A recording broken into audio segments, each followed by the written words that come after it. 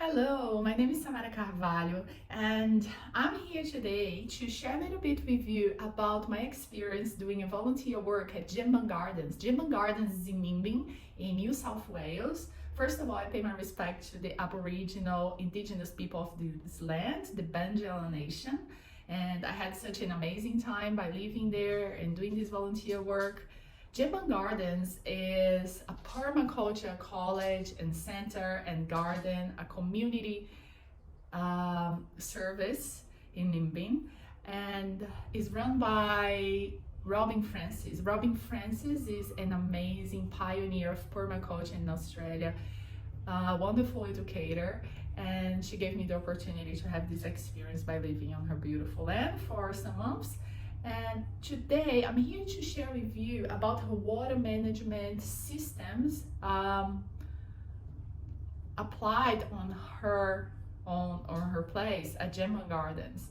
And for me, it's such a wonderful model that whole world should be inspired by, on ways to save water, to preserve nature, to apply sustainable practices in their own land or at schools or at communities all over the world.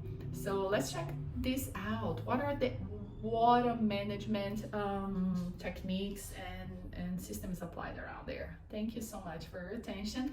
I will just upload here as well a website and Facebook, so you can also check it out. How could you volunteer, or how could you help support the college, and also do your permaculture design course, which is amazing. Thank you.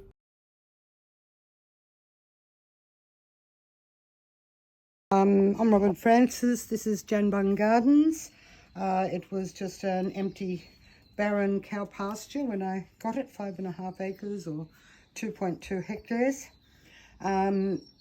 There was no natural source of water, no springs, no creek, no bores, nothing, no town water. So design for the water systems was a high priority. There was a gully down here, which was my one and only opportunity for some serious water storage. And so this is a rain-fed dam in the gully down here that holds nearly 2 million litres of water, or 2 megalitres of water. That's my drought insurance. And then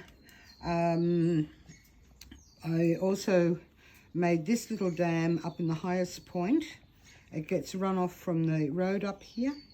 And so this little dam here, which holds about 250,000 litres, that siphon gravity feeds water down through the system for the gardens and the animals.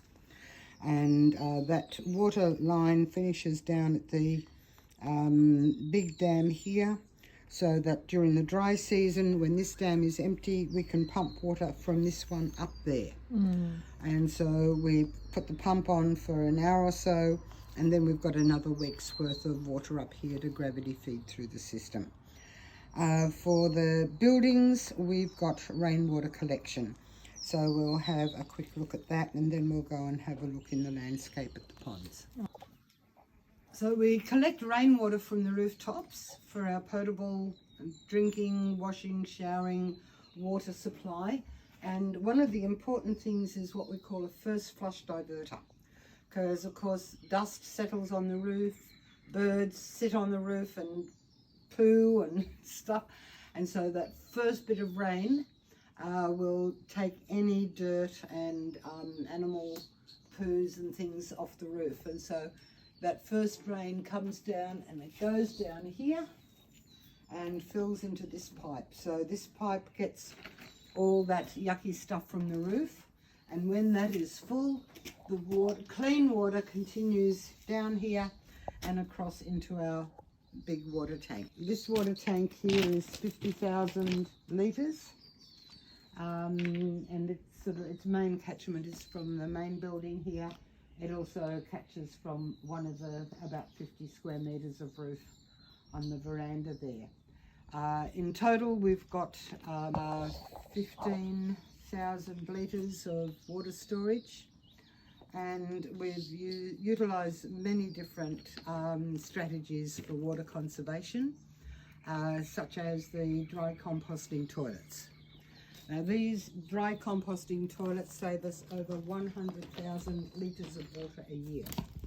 I would need another 2 of those tanks to have enough water to use good clean drinking water to flush away our poo and pee. And I think that's a pretty disgusting waste of good water, because it's the world's most critical and precious resource. Yeah, so the dry composting toilets, we can harvest all that wonderful nutrient and compost it further to go into the garden systems, mainly the trees and the orchards. Okay.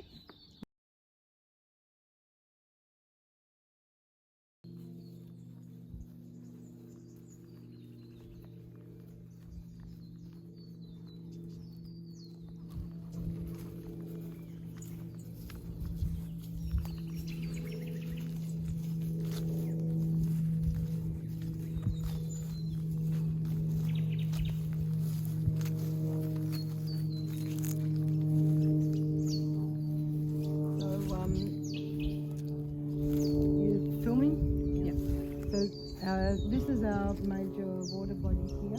You can see that's the dam wall that goes across the gully there.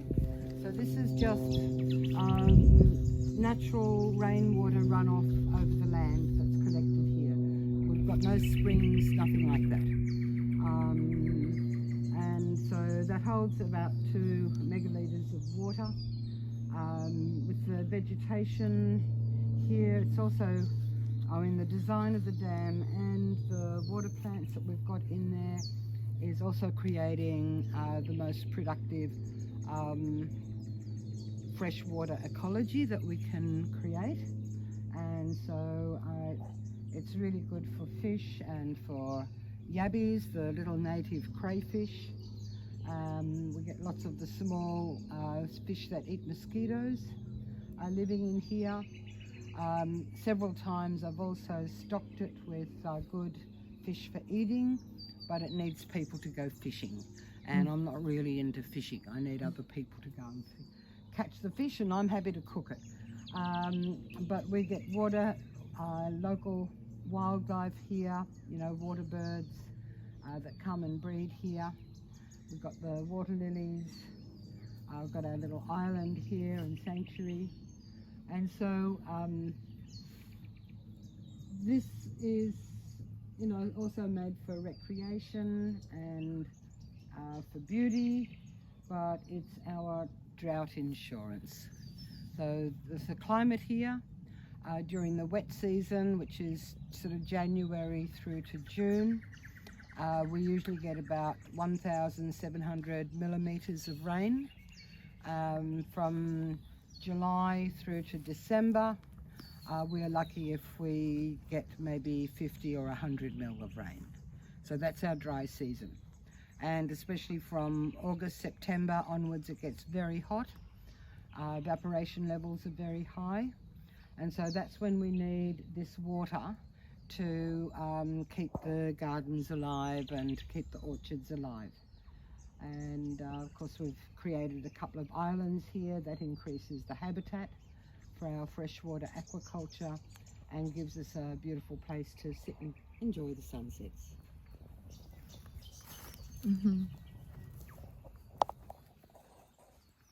Right, so the main water storage is down the bottom, the area we've just seen, but it's a long gully, so there's actually a lot of water with all this surface area here, and this area is shallow, so you can see wherever there's the water lilies growing, the water is less than 2 meters deep. Where there's no water lilies, the water is more than 2 meters deep, which is only in that bottom section. And so we've got our shallows here, and we've got a lagoon here, which is also water plants. So that also, these plants filter any water that's coming into the system from the road out there.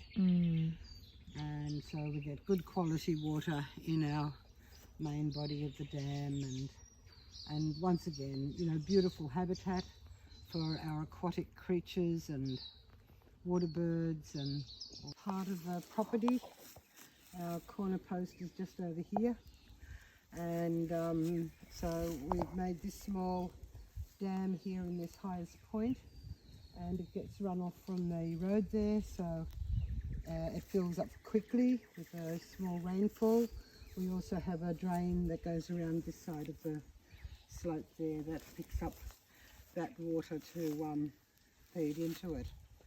And so this water here, siphon gravity feeds down through the system for the gardens and for the animals.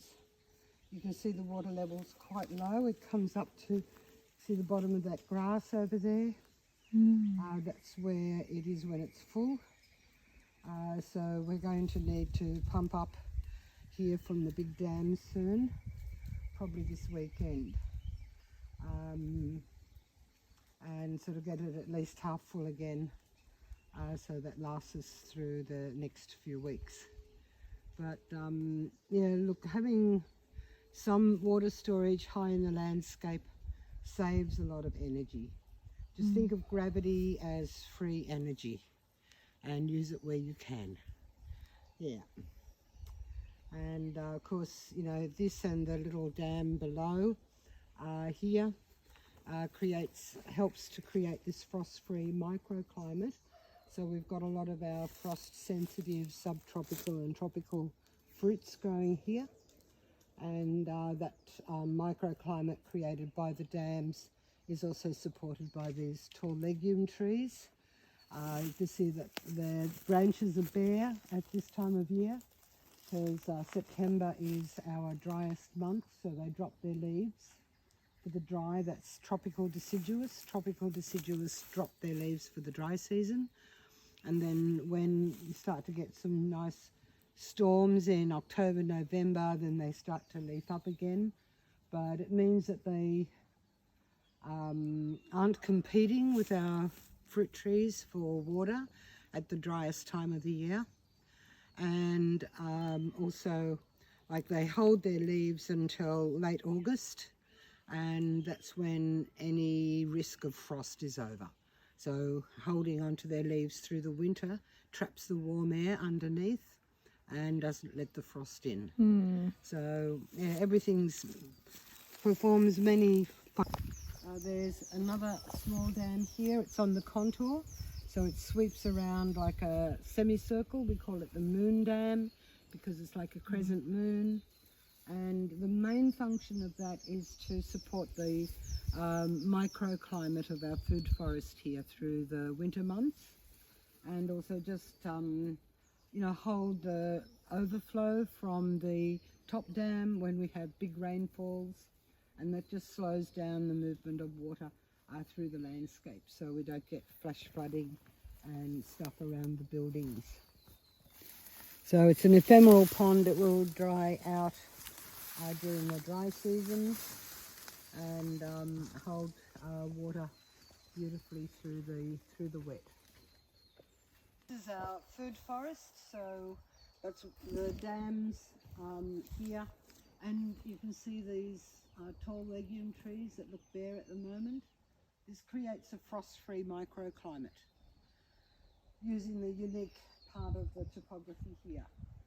And so we've got, you know, starfruit and jackfruit and wax Djanbung and wampies and rummy chummers and things. This is a subtropical citrus here, the small pomelo is really tasty and doesn't like frost. And then we've got a new section here that we just planted a couple of years ago, and so we're extending our food forest area with more grummy chummers and hepatocarbas and acerola, Brazil cherries, coffee, all that stuff.